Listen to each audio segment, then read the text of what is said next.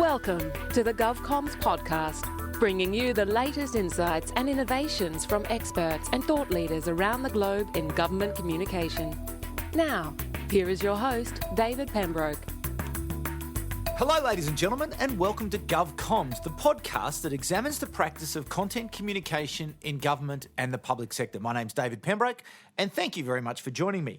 Today, I'm joined by a friend, someone who I worked with in journalism many, many years ago in the New South Wales city of Wollongong. He was an experienced former BBC Wales journalist who came to report in the television section of the Win newsroom, where I worked in Radio 200 as one of the news reporters. And we became friends because we both had an interest in media, an absolute fascination in media. And he is someone who knows an enormous amount about the media.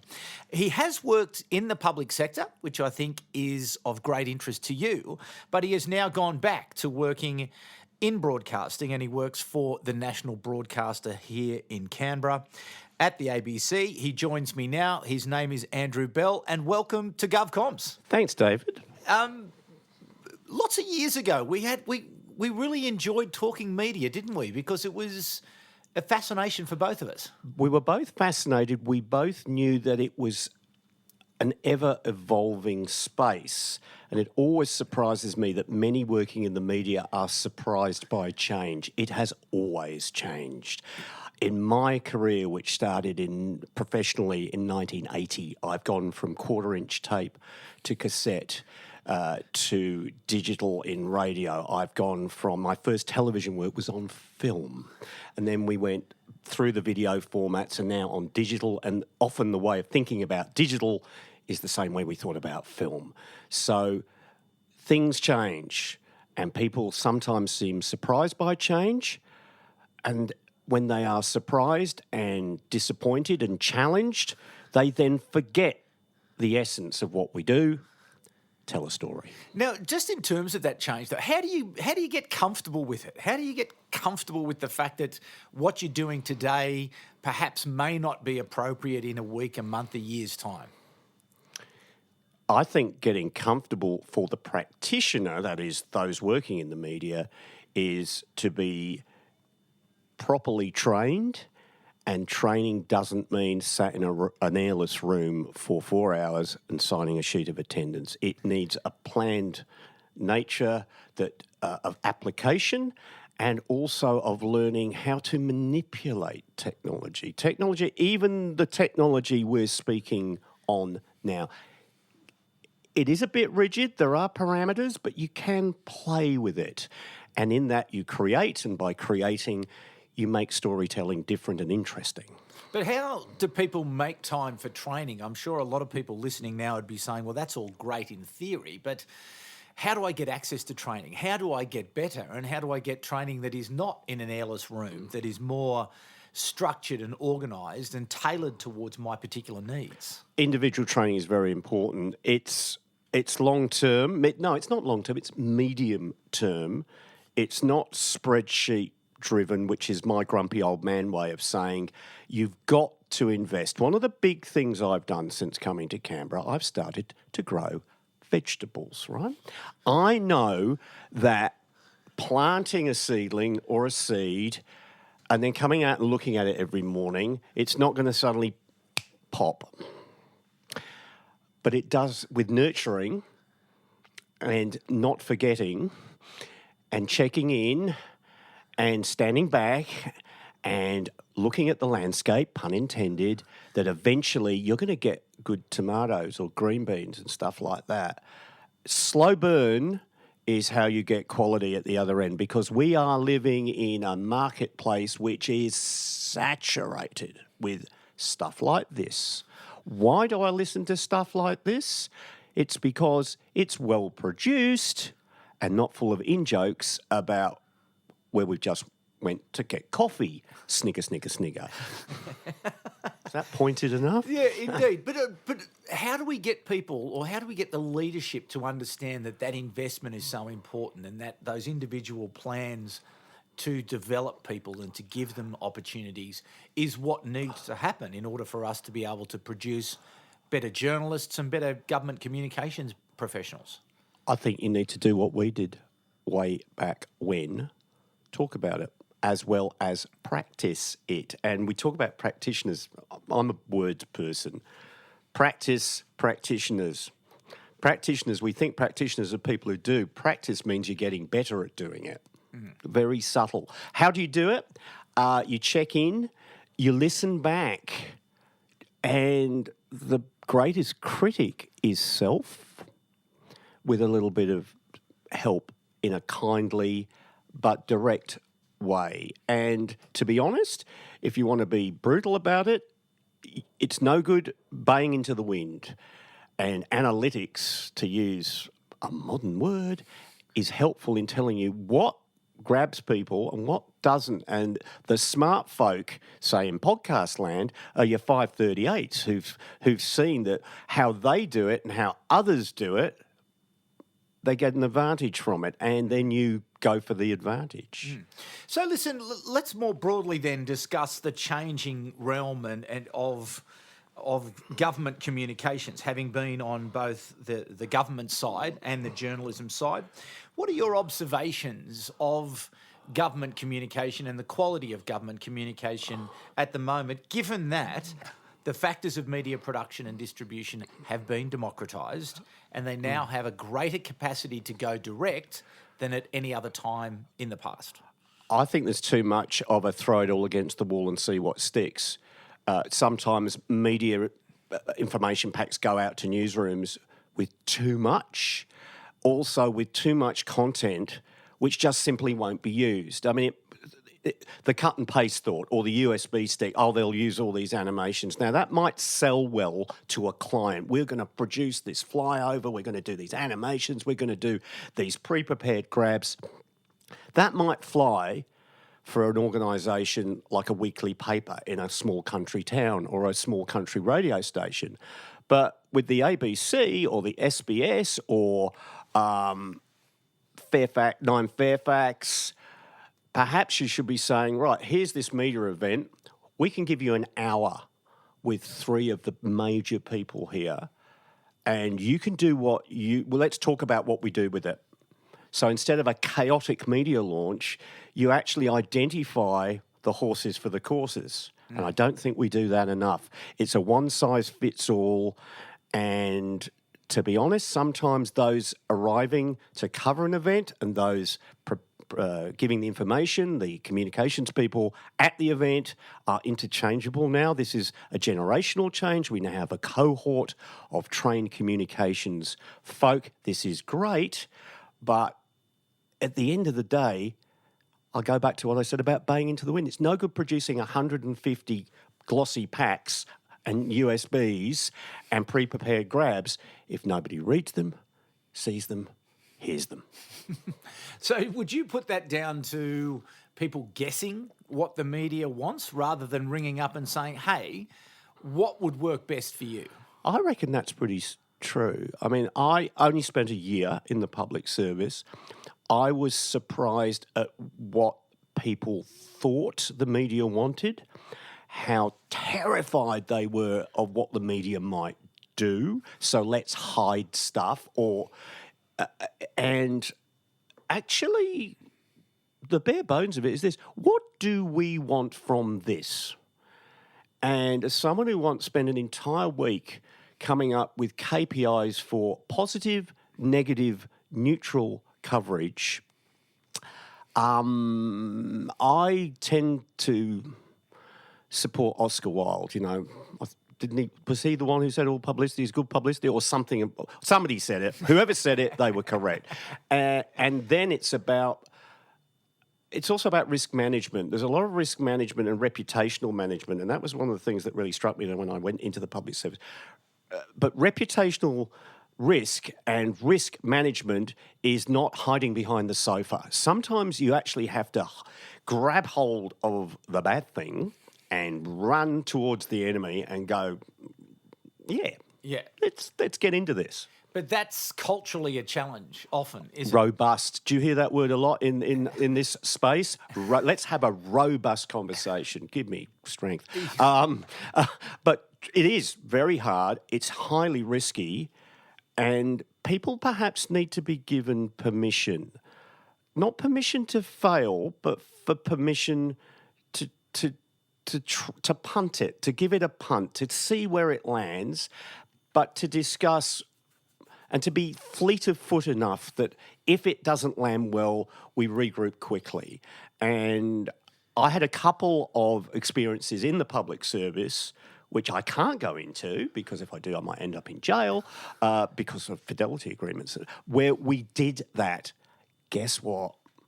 The issue was dealt with really well and nobody felt dudded.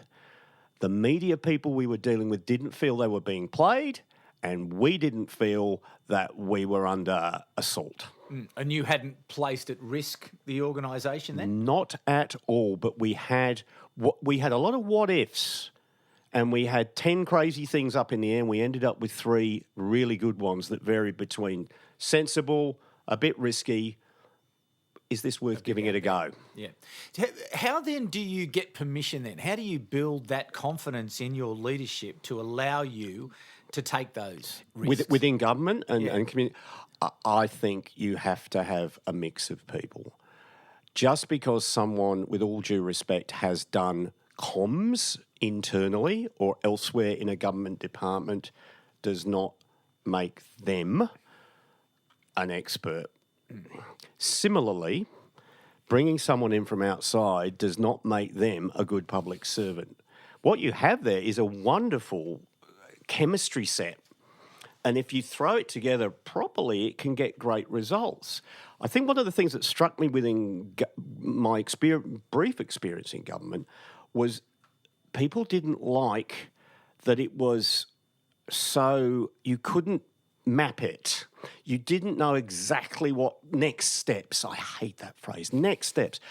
The thing is with a government announcement, it might be lead story locally on a Monday.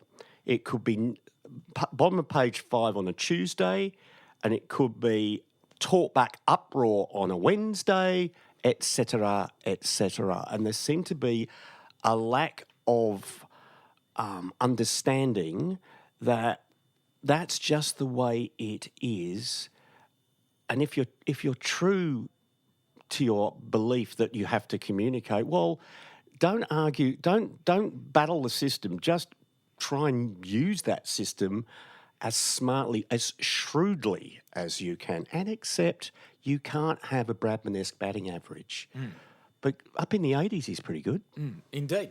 So listen, you now work in the newsroom at the ABC, and obviously you receive lots of pitches from different people about their particular story.